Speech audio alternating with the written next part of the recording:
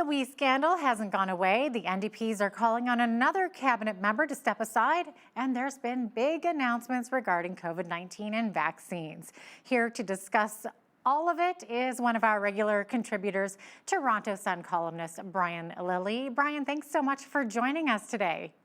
Thanks for having me. Good to have you on. Okay, so let's get started here. The We scandal, of course, as we said, has not gone away, and this time a pair of Conservative MPs have decided to write to the charity to ask that they release papers. So their answer is no, but what can you tell us about this? So during the hearings that went on through July and early August before the Prime Minister prorogued Parliament, people from the We organization appeared several times. Craig and Mark Kielburger appeared on July 28th. Their executives appeared in early August. And at each one of those appearances, there were promises made to the committee. Yes, we'll get this information. Sorry, I don't have that, but we will provide it to you multiple times. And so the Conservatives went to the Library of Parliament and said, can you document each and every time that someone from We promised the committee, not just the Conservative members, but promised a member of the committee, we will get back to you with further information. They provided that list. It's long, it's very detailed, and they wrote to We and said, Parliament's not sitting now, but we think in the, in terms of openness, you should release this information.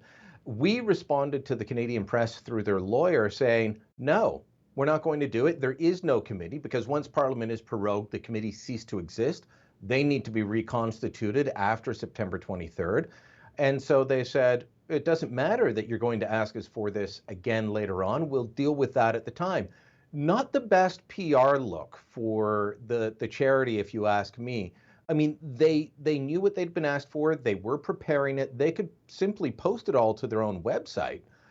That would have been the smart PR move. But instead, they used their lawyers again, which they've used with me in the past, to tell people, no, you're not getting it. So it's a PR fail more than anything. Yeah, is there a bit of politics in this from Conservative MPs, Pierre Poilievre and Michael Barrett? Absolutely.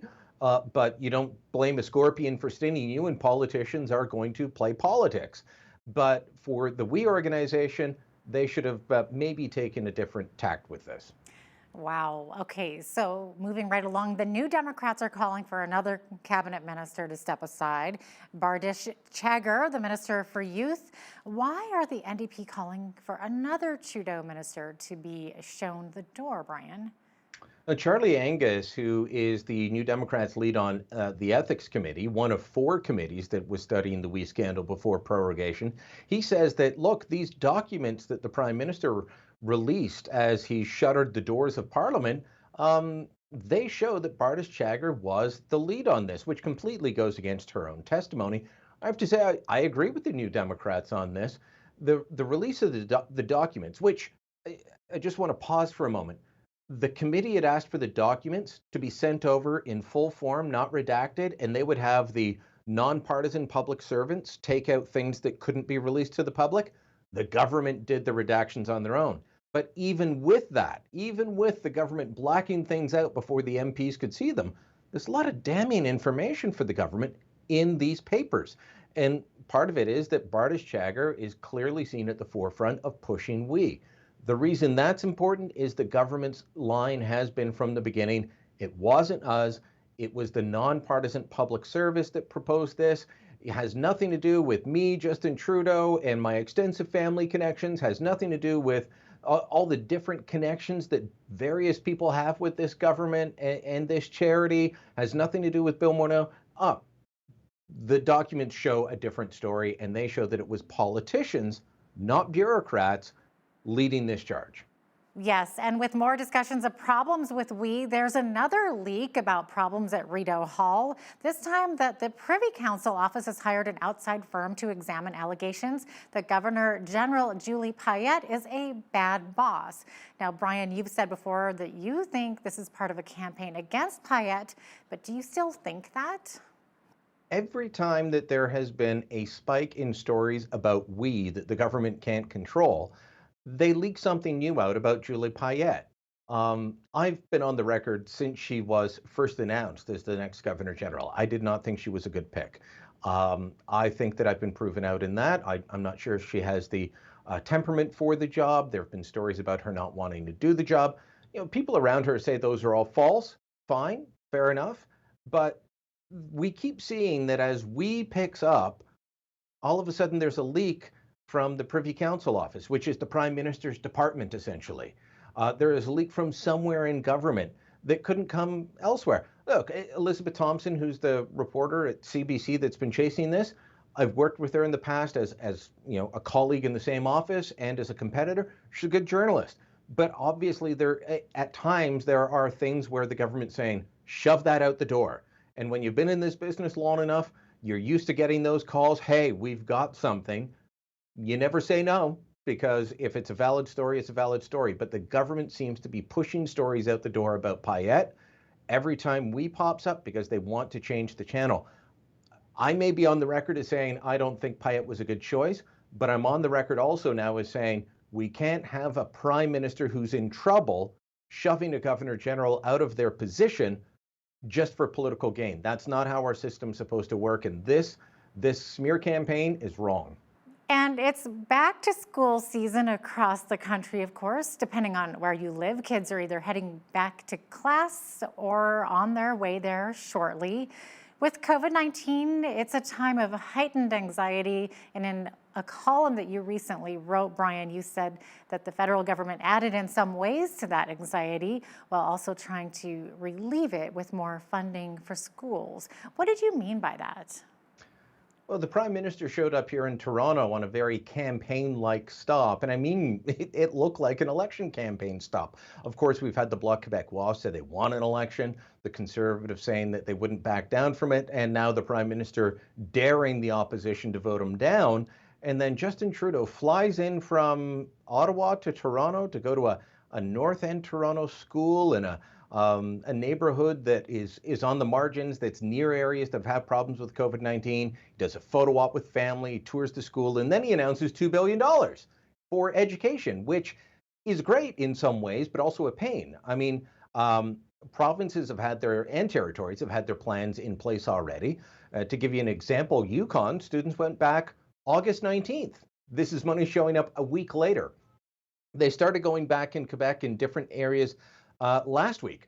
They don't go back in Ontario in some parts until next week or shortly thereafter. So all of a sudden you've got this money, which all of the premiers appreciate and said that they thank the Prime Minister for.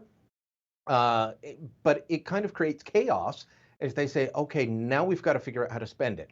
What do we still need to do? What can we improve on?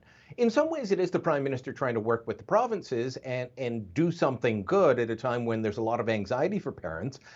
But I also heard a lot of griping from premiers and their offices who said, you know what? We didn't ask for this.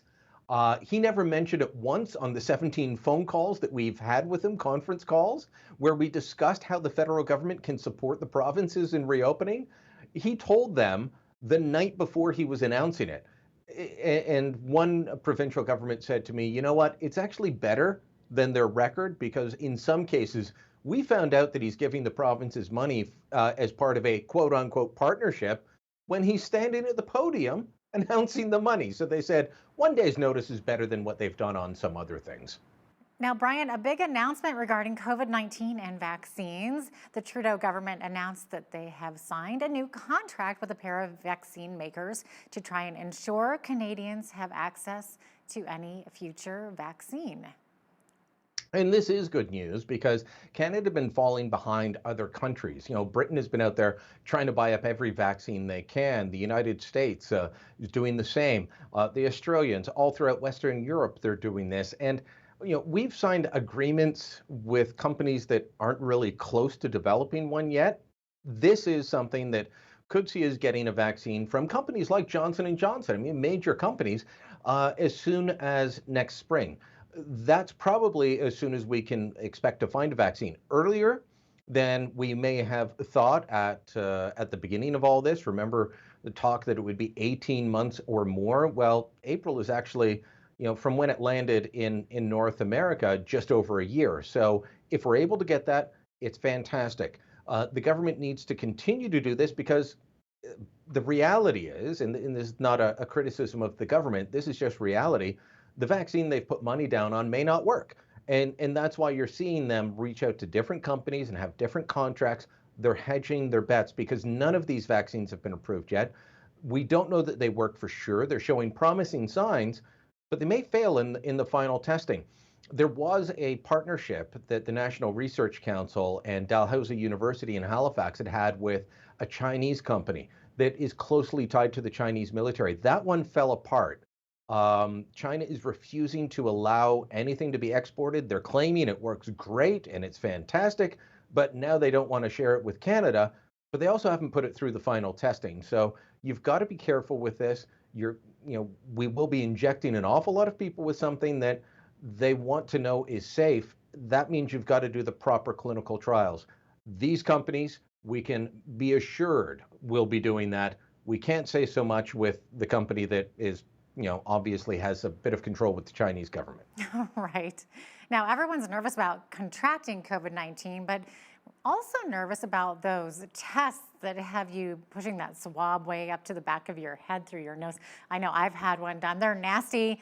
Now, Brian, what can you tell us about home testing that may soon become available? Yeah, it'll be a bit less invasive than shoving that cotton swab up to the back of your head.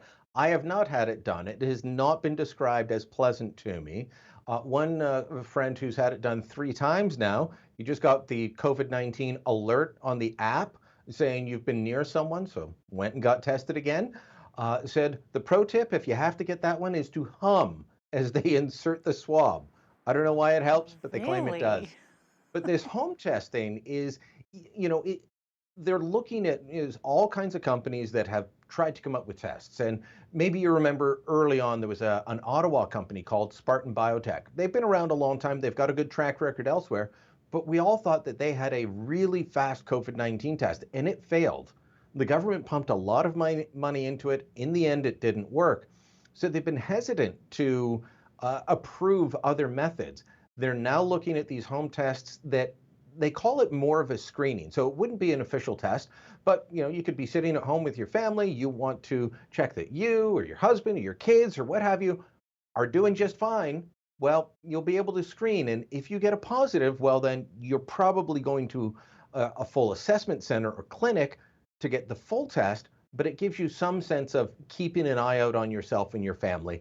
That can't be a bad thing at this time when people, especially with back to school. So Health Canada is now looking at approving this, and things should be on the market soon.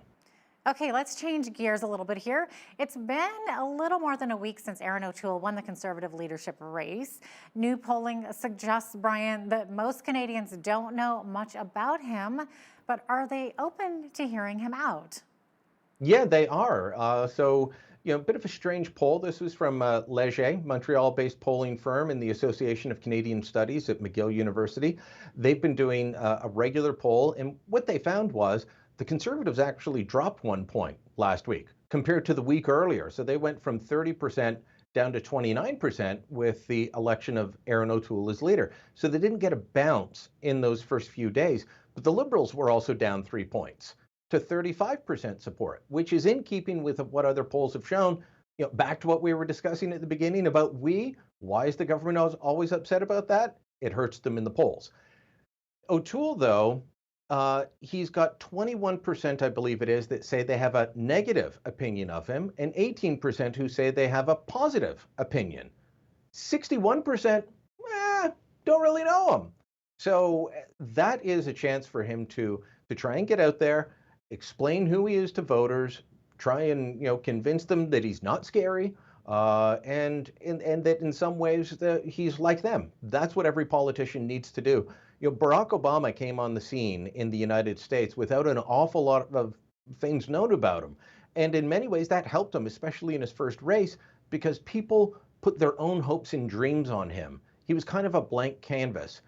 And I'm not saying Erin O'Toole and Barack Obama are in any way the same, but for a politician, not having everyone know everything about you truly can help. Could be a good opportunity for him for sure. And Brian, it looks like we are out of time. That is Toronto Sun columnist and one of our regular contributors, Brian Lilley. Thanks so much for joining me today. It's been a pleasure. Thanks for having me.